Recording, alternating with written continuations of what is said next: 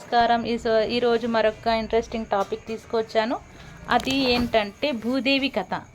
భూమి సంస్కృతంలో రోమాంటైడ్స్ భూదేవి, ధరణి మరియు వసుంధర అని కూడా పిలుస్తారు. హిందూ మతంలో ఒక ముఖ్యమైన దేవత భూమిని వ్యక్తీకరిస్తుంది. ఆమె తొలి రూపం వేద దేవత, పృథ్వీలో ప్రతిబింబిస్తుంది. అయినప్పటికీ వారి పాత్రలు మరియు వర్ణనలు చాలా భిన్నంగా ఉంటాయి.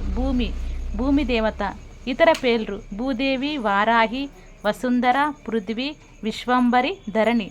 అనుబంధం దేవి, పృథ్వీ, లక్ష్మి, సత్యభామ, ఆండాలు తల్లి. నివాసం భూలోక్య ద్యులోక వైకుంఠం.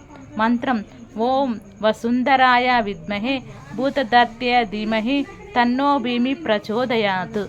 వంశావళి భార్య వారాహి, విష్ణువు యొక్క భార్య. పిల్లలు నరకాసురుడు, మంగళ, సీత. సమానమైనవి గ్రీకు గియా, ఇండో యురేనియన్ డియామ్, రోమ్ టెర్రా, చైనీస్ హోట్. భూమి గురించి మహాభారతం మరియు వివిధ పురాణాల్లో ప్రాముఖ్యంగా ప్రస్తావించబడింది. వైష్ణవ సంప్రదాయం ప్రకారం ఆమె భూదేవి మరియు నీలాదేవిలతో పాటు విష్ణువు యొక్క రెండవ భార్యగా. హిందూ పురాణాల ప్రకారం విష్ణువు యొక్క మూడవ అవతారమైన వారాహుడు ఆమెను అసురులు హిరణ్యాక్షుడి నుంచి రక్షించి తర్వాత ఆమెను వివాహం చేసుకున్నాడు. ఆమెను అతని భార్యల్లో ఒకరిగా చూసుకుంటాడు. ఈ రక్షణ తర్వాత వరాహుడు మరియు భూమికి మంగళ అనే కుమారుడు జన్మించాడు. హిరణ్యాక్ష ప్రభావం కారణంగా భూమికి అసురుడు, నరకాసురుడు కూడా జన్మించారు. రామాయణంలో ఆమె ఇతిహాసంలో మహిళా కథానాయకి సీతా తల్లిగా ప్రస్తావించబడింది. నరకాసురుడిని వధించడంలో సహాయం చేయడానికి భూమి కృష్ణుడి భార్య సత్యభామగా జన్మించిందని వర్ణించబడింది. ఆల్వార్, సాధువు, ఆండాలు కూడా భూదేవి అవతారంగా పరిగణించబడుతుంది. కొన్ని వైష్ణవ సంప్రదాయాలలో భూమికి లక్ష్మితో పాటు విష్ణువు యొక్క ద్వితీయ భార్యగా భావిస్తారు. శ్రీ వైష్ణవం వంటి కొన్ని వర్గాలు ఆమెను లక్ష్మి యొక్క అంశంగా కూడా చూస్తారు. విగ్రహ పరంగా భూమి నీలి కమలం పట్టుకొని చిత్రీకరించబడింది మరియు తరచుగా విష్ణువు మరియు లక్ష్మితో పాటు లేదా వరాహతో కలిసి చూపబడుతుంది. ఆమె దక్షిణ భారతదేశంలో ప్రత్యేకంగా గౌరవించబడుతుంది. పురాణాల ప్రకారం భూమి జననం గురించి హిందూ గ్రంథాల్లో వివిధ కథనాలు వివరించబడ్డాయి. మహాభారతం యొక్క దక్షిణ సంస్కృత భూమిని సృష్టికర్త దేవుడు బ్రహ్మ కుమార్తెగా పేర్కొంది. భూమి దేవి భాగవతం పురాణం ఆమె ఇద్దరు రాక్షసుల అవశేషాలైన మధు మరియు కైటబుల నుంచి జన్మించిందని పేర్కొంటారు. వరాహ ద్వారా రక్షణ. భూమి అనేది మానవ రూప వరాహుడి భార్య. ఇది సంరక్షక దేవుడు, విష్ణు అవతారం. పురాణాల ప్రకారం సత్యయుగం మొదటి యుగం సమయంలో హిరణ్యాక్షుడు అనే రాక్షసుడు భూమిని కిడ్నాప్ చేసి ఆదిమ జలాల్లో దాచాడు. దేవతల కోరిక మేరకు విష్ణువు ఆమెను రక్షించడానికి వరాహ అవతారం తీసుకున్నాడు. వరాహుడు రాక్షసుడిని చంపి సముద్రము లోతుల నుండి భూమిని తిరిగి పొందాడు. దాన్ని తన దంతంతో ఎత్తాడు. అతను భూమిని విశ్వంలో ఆమెకు సరైన స్థానానికి పునరుద్ధరించాడు. మరియు ఆమెను వివాహం చేసుకున్నాడు. భూదేవి రక్షించడంలో దేవతలు విష్ణువు యొక్క వరాహ అవతారం సహాయం కోరిన ఘట్టం పద్మపురాణంలో వివరించబడింది. వారు నారాయణుడైన విష్ణువును ఆశ్రయించారు. ఆ అద్భుతాన్ని తెలుసుకున్న విష్ణువు శంఖం, చక్రం మరియు గదను ధరించి ప్రతి చోట ఉన్న పంది రూపాన్ని తీసుకున్నాడు.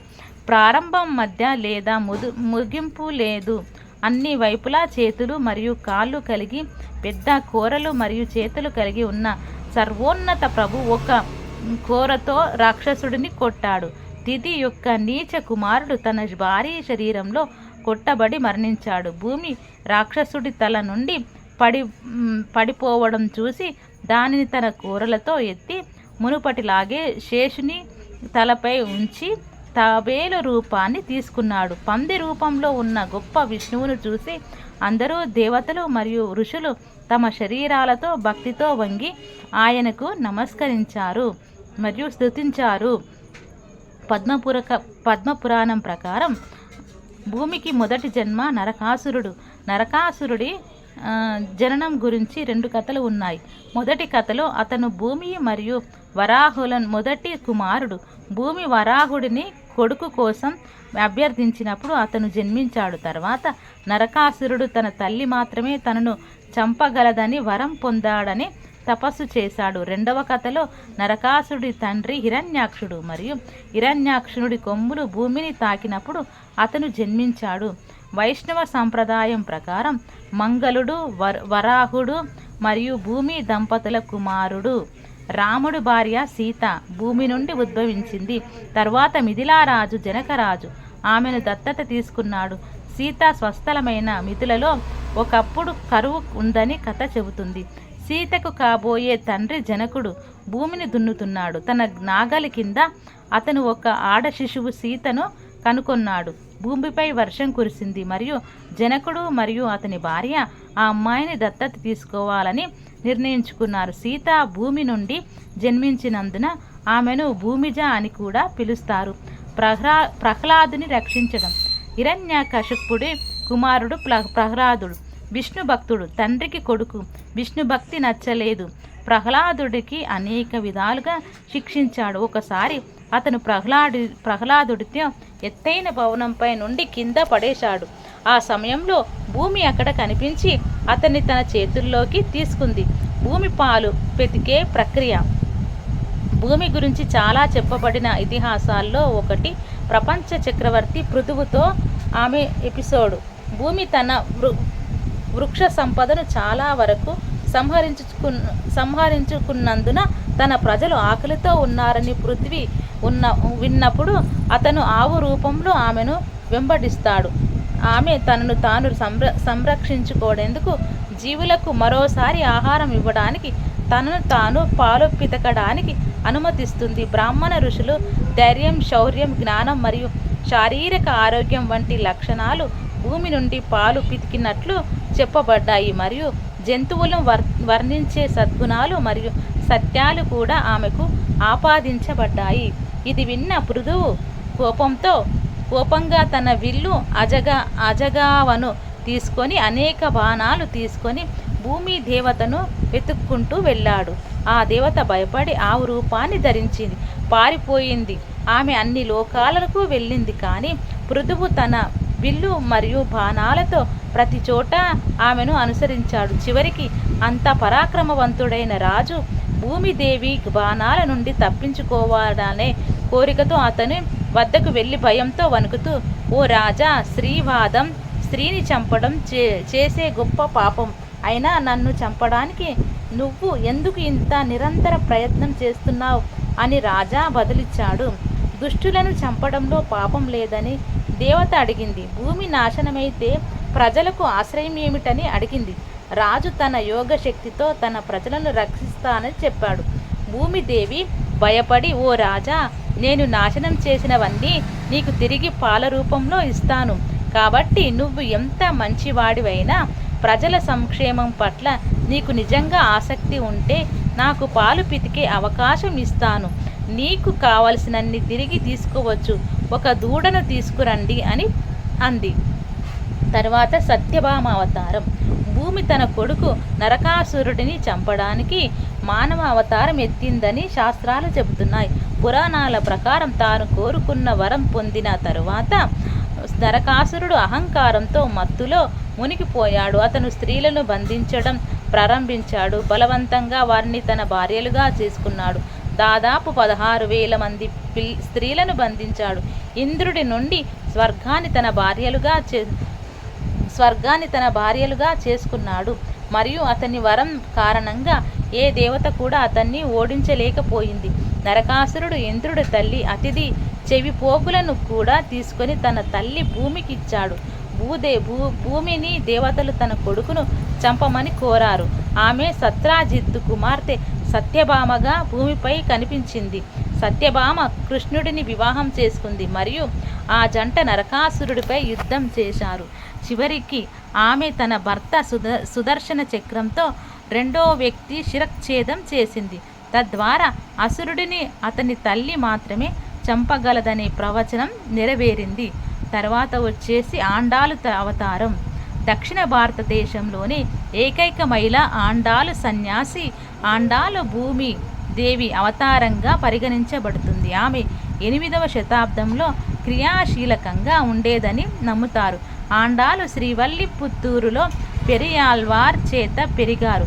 అక్కడ ఆమె కృష్ణుడి గొప్ప భక్తురాలిగా పెరిగింది.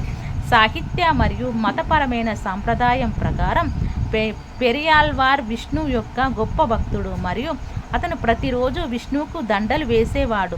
అతనికి సంతానం లేదు మరియు ఒకరోజు శ్రీవిల్లిపుత్తూరులోని శ్రీ ఆండాలు రంగమన్నార్ ఆలయం లోపల తోటలో తులసి మొక్క కింద ఒక అమ్మాయిని కనుగొన్నారు.